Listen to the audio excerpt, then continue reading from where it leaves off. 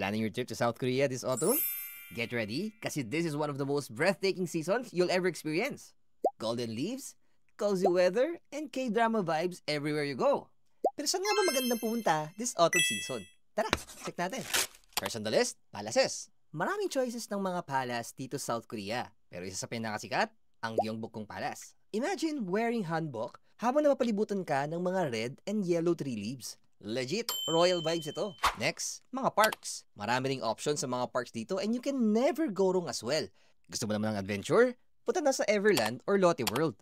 Usually, meron pa nga silang mga autumn festivals or autumn events. Not only you can enjoy the rides, but also cozy fall lights and the autumn foliage. Perfect for barkada, family, or kahit date. Third, university campuses like Yonsei or Ewha University. Sobrang aesthetic talaga, papunta pa lang sa university. Tapos may mga coffee shops sa paligid, perfect for chill, autumn strolls. And of course, Nami Island. Kilala to sa iconic 3 lanes. Sobrang romantic, especially during peak fall colors. Parang straight out of K-drama ka nga dito. Tip dito, agahan nyo na punta guys. Another perfect place to visit is the Garden of the Morning Calm. Peaceful, colorful, and picture perfect. If gusto mo ng nature escape, this garden is a must visit. So, ready ka na ba to experience Korea this autumn? Don't forget to save this video for your next trip. Nice ba yan?